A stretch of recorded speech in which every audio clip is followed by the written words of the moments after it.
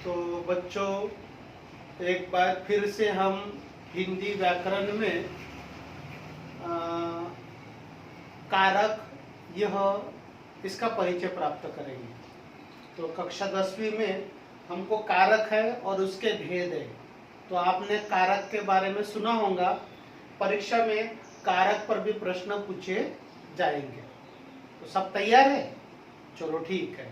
तो बाकी सभी व्याकरण आपने नोटबुक में लिखा ना? हाँ, चलो ठीक है। ये भी लिखना है आपने, सभी बच्चों ने अपने पास में ये सब लिख के रखना है। चलो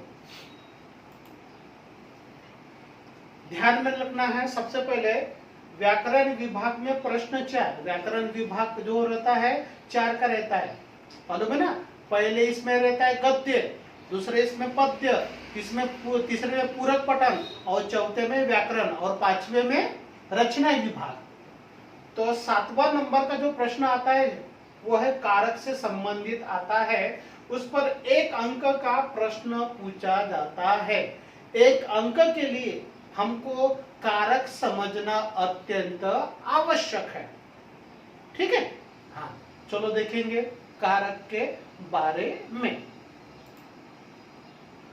कारक और विभक्ति। कारक 8 प्रकार के होते हैं और उनके जो प्रकार हैं उनको विभक्ति कहते हैं। संज्ञा अथवा सर्वनाम के जिस रूप से उसका संबंध वाक्य की क्रिया अथवा किसी दूसरे शब्द के साथ स्पष्ट होता है, वहां पर बच्चों कारक होता है। उसका संबंध संज्ञा या सर्वनाम से होता है। वो जो शब्द है, वो जो विभक्ति है, वो जो कारक है, उसका संज्ञा या सर्वनाम से संबंध होता है। कारकों की पहचान के लिए संज्ञा तथा सर्वनाम के आगे जो प्रत्यय लगाए जाते हैं उन्हें विभक्तियां कहते हैं। संज्ञा या सर्वनाम के आगे जो प्रत्यय लगाया जाता है वो होता है विभक्तियां, कारक चिन्ह। ठीक है? हाँ बच्चों, कारक के भेद 8 प्रकार के कारक होते हैं। आपने इनको कंठस्थ करना है, याद करना है। ये कारक के प्रकार और उनके बाद में उनकी विभक्ति। विभक्ति कौन सी है हम आगे की तालिका में देखेंगे। तो आप सबसे पहले इनको याद कर लेना है। क्या है? कर्ता कारक, कर्म कारक, करण कारक, संप्रदान कारक, अपादान कारक, संबंध कारक, अधिकरण कारक और संबोधन कारक। अगर ध्यान से सुनेंगे तो ये बिल्कुल कठिन नहीं है, बहुत ही सरल है। कितने प्रकार के कारक है? 8 प्रकार के हैं। चलो ठीक है। हाँ, ये हो गया हमारी तालिका। यह बहुत ही महत्वपूर्ण है। जिस प्रकार हमने पिछले पीरियड में विराम चिन्ह की तालिका देखे, उसी प्रकार की यह भी तालिका है, बहुत ही सरल है। देखिए सबसे पहले कारकों के नाम, विभक्तियां, लक्षण और उदाहरण। तो यह है कारकों के नाम, यह है विभक्तियां, यह है लक्षण और यह है उदाहरण। ठीक है? हाँ, सबसे पहले है कर्ता कारक। कर्ता क्या विभक्ति है? ने, और इसके लक्षण है क्रिया को करने वाला। क्रिया को करने वाला को क्या कहेंगे? कर्ता। और ने क्या है? विभक्ति है। और उसका उदाहरण है सुरेश ने पुस्तक पढ़ी। तो परीक्षा में पूछा जाएगा कि ने कौन सा कारक है, तो आपने क्या बताना है? कर्ता कारक है ना? सरल। हाँ, एक ही अंक का पूछा जाएगा। नंबर 2 कर्म कारक। कर्म कारक की विभक्ति है को। अब इसके लक्षण है जिस पर क्रिया का प्रभाव पड़े, कर्म पड़े, क्रिया का प्रभाव पड़े वह कर्म कहलाता है। और विभक्ति है इसकी को। और इसका उदाहरण है पिता ने पुत्र को बुलाया। इधर को कर्म का बोध हो रहा है, मालूम है ना? हाँ, पिता ने पुत्र को बुलाया। तो को क्या है? कर्म कारक है, यहां पर ने नहीं आएगा। हाँ, नंबर 3 करण से क्रिया के साधन के अर्थ में। नंबर तीसरा है कारक करक, करण है और इसकी विभक्ति है से। और क्रिया के साधन के अर्थ में, क्रिया के साधन में इसका अर्थ निकलता है। अब उदाहरण देखेंगे, हम आंखों से देखते हैं, से आ गया तो समझ जाने का कि यह करण कारक है और क्रिया के साधन के रूप में इसका उपयोग होता है। तो से की पहचान करण, को की पहचान कर्म और ने की पहचान कर्ता से होगी। ठीक है, ये हो गए 3। आगे के हम अगले इसमें देखेंगे। नंबर 4 संप्रदान। संप्रदान की विभक्ति है को, के लिए, ये विभक्ति है। अब इनके लक्षण देखो, जिसके लिए क्रिया की जाती है, किसके लिए की जाती है, वहां पर यह प्रकार के चिन्ह आते हैं। अब देखो, हरि मोहन के लिए मिठाई लाया, हरि ने मोहन के लिए मिठाई लाया, तो क्या है यहां पर, के लिए है, कारक चिन्ह, विभक्ति। समझ में आ रहा है ना। हाँ, संप्रदान, देख संप्रदान की पहचान क्या है, को के लिए, और जिसके लिए काम किया जाता है वो, तो के लिए संप्रदान कारक। अपादान 5 नंबर का है अपादान, इसकी विभक्ति है से। इसकी भी करण की जैसे से है, लेकिन इसकी भी से है, लेकिन इसमें क्या है, पृथक का भाव होता है। 2 जगह पर से आता है, लेकिन अपादान यानी अपादान में से आता है तो कोई वस्तु एक जगह से दूसरी जगह पर पृथक होती है, अलग होती है, तब वहां पर अपादान कारक आएगा, किसी वस्तु से अलग होने का भाव। जैसे पेड़ से फल गिरा, अगर पेड़ से फल गिरा तो ये अपादान आएगा, लेकिन ध्यान रखना है से करण में भी आता है। अब इसका दूसरा उदाहरण देखते हैं अपादान का। कक्षा से विद्यार्थी बाहर गए, अलग होने का जहां भाव आता है तो वो है अपादान और इसकी विभक्ति है से। करण नहीं आएगा, करण अलग है और से और अपादान अलग है। बस आपने उदाहरण के साथ में आपको देखना है। संबंध, का, के, की, ये उसकी विभक्ति है। लक्षण देखेंगे, अन्य शब्द के साथ संबंध का बोध हो। एक शब्द का दूसरे शब्द के साथ में संबंध होता है, वहां पर संबंध कारक होता है। देखो, महेश का घर है, तो का घर और महेश के बीच में संबंध आ गया है, तो का क्या हो गया, संबंध कारक हो गया है ना सरल। ये उदाहरण की तरफ ध्यान देने का।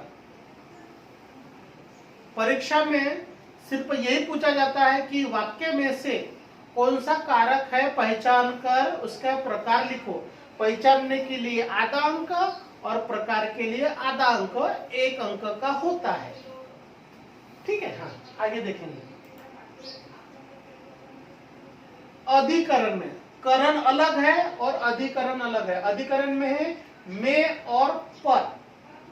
में और पर क्या है, विभक्ति है। क्रिया के आधार पर उसका अर्थ निकलता है। तो सिंह वन में रहता है, में और पर आ गया तो समझ जाने का ये अधिकरण कारक है। में और पर, में और पर, थोड़ा सा इसको कंठस्थ कर लेने का। से अपादान, से करण और अलग होता है तो अपादान हो गया, ने क्या हो गया, कर्ता हो गया। बस ऐसा थोड़ा सा कंठस्थ कर लेना, आप जिंदगी भर नहीं भूलेंगे। संबोधन, अंतिम हमारा कारक है संबोधन। हे, अजी, अरे, अहो, ये संबोधन के वाक्य है। किसी को पुकारने के अर्थ में इनका उपयोग किया जाता है, वहां पर संबोधन कारक होता है। इसका उदाहरण देखेंगे, अरे लड़के इधर आ, अरे लड़के इधर आ। अगर ऐसा वाक्य बोले तो समझ जाने का ये संबंध कारक है। ये देखिए, अरे लड़के इधर आ। ठीक है, समझ में आ गया? ये हो गए 8 प्रकार के कारक। ठीक है, अब इसका स्वाध्याय देखेंगे। निम्नलिखित वाक्य में से कारक पहचान कर उसका भेद लिखिए। परीक्षा में इस तरह से वाक्य आएंगे, परीक्षा में। ठीक है, आपको क्या करना है, उत्तर यहां पर लिखना है।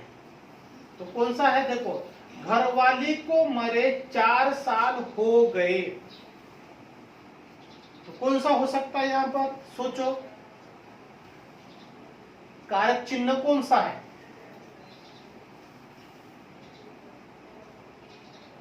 वीडियो को पॉज करो थोड़ी देर के लिए और सोचो, और फिर आपने क्या करना है, लिखना है या सोचना है, कल्पना करना है।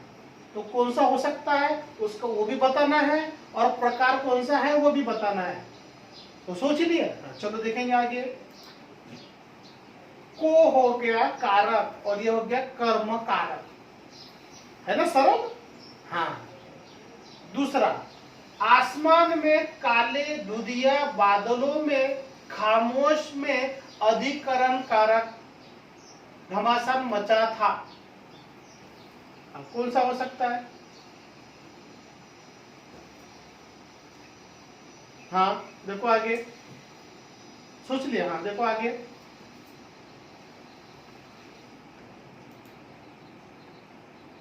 यहाँ पर प्रिंटिंग मिस्टेक हो गई है, यहाँ पर हमारी थोड़ी सी पीपीटी गलत हो गई है।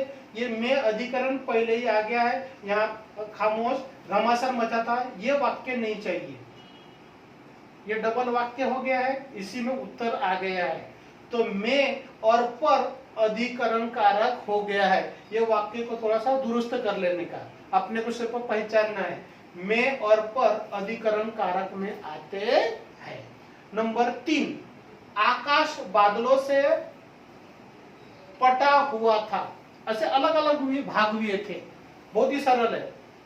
यहां पर से आया है, से, एक तो फिर अपादान आएगा, नहीं तो फिर क्या आएगा, करण। तो दोनों में से कौन सा हो सकता है? लेकिन आकाश बादलों से पटा हुआ था, अलग हुआ था, तो यहां पर अपादान आएगा, अपादान कारक। चलो देखते हैं। नहीं, करण आ गया, अपना गलत हो गया था, है ना? हाँ, यहाँ पर पटा हुआ था, है ना, अलग नहीं हुआ था। अगर अलग, हाँ यहाँ पर मेरे बताने में यहाँ पर गलती होगी। अगर अलग होता है तो वहां पर अपादान वाला से आएगा, नहीं तो फिर कौन सा आएगा, करण वाला से। हाँ, तब हम पटना में रहते थे। कौन सा होगा, सोचो। यहां पर में आ गया, अर्थात में किस में आ गया, अधिकरण में आ गए। में और पर किस में आते हैं, अधिकरण में आते हैं। तो यहाँ पर कौन सा होगा, अधिकरण वाला। देखते हैं, अधिकरण वाला आ गया, पर और में अधिकरण वाला हो गया। आगे समझ में। को क्या हो गया, कर्म। ने क्या हो गया, कर्ता। और से अगर आता है अलग होने का तो वो अपादान में आएगा। चलो ये हो गए 4, फिर आगे के देखेंगे। वह लगभग पैरों को घसीट रही थी, वह लगभग पैरों को घसीट रही थी। चलो कौन सा होगा, वीडियो को पॉज करो। सोच लिया, चलो देखते उत्तर। को कर्म कारक, ठीक है। हाँ, पराजय मुझे हतोत्साहित नहीं करती, पराजय मुझे हतोत्साहित नहीं करती। चलो कौन सा होगा देखेंगे। मुझे कर्म कारक, यह भी कर्म कारक है। मुझे शब्द कर्म कारक में उसमें जोड़ देने का, विभक्ति में मुझे शब्द, आगे का टेबल, वो आगे का जो टेबल है विराम चिन्ह का और कारक का, उसको टेबल तैयार कर लेना और कंठस्थ कर लेने का। ऐसा एक कागज पे लिख लेने का कलर पेन से, और ऐसे दीवार पर कहीं चिपका देने का। उठते जागते बैठते उनको थोड़ा सा एक नजर घुमाए तो वो याद हो जाएगा। बराबर है ना? हाँ। लेखक निर्मल वर्मा ने जयशंकर को पत्र लिखा। ने आ गया, ने, और को भी आ गया, तो ने कर्ता कारक हो गया और को कर्म कारक हो गया। चलो देखते हैं कौन सा है। ने कर्ता कारक हो गया क्योंकि कर्ता पत्र लिख रहा है, कर्ता को जोर है, कर्मों को नहीं। यह सही है कि लोगों ने मुझे प्रायः निराश किया। ने आ गया, ने कौन सा होगा? ये देखो ने। चलो देखते हैं। कर्ता कारक, विभक्ति क्या है? ने, और प्रकार क्या है? कर्ता कारक। नंबर अंतिम है हमारा ये। घर पर कितने लोग हैं? घर पर में और पर किसमें आता है? अधिकरण में। तो देखो यहां पर क्या आएगा? अधिकरण में और पर अधिकरण में आएगा। तो ये हो गया बच्चों अपना कारक के बारे में। ठीक है, तो समझ में आ गया? आज की भी कक्षा आपको समझ में आई होंगी। तो आज हमने क्या देखे? कारक के बारे में देखे, कारक के 8 प्रकार देखे, उनकी विभक्ति देखी, उनके उदाहरण देखे। ठीक है, तो अगली कक्षा में हम तुरंत लौटेंगे। अब इसकी ये हो गया हमारा व्याकरण का पूरा भाग कंप्लीट हो गया। अब हम रचना विभाग देखेंगे जो तकरीबन 25 या 30 अंक का रहता है। तो बहुत ही जल्दी हम रचना विभाग में सर्वप्रथम पत्र लेखन देखेंगे। तो पत्र लेखन की तैयारी कर लेने का और उसके बाद में फिर हम आगे बढ़ेंगे। चलो ठीक है।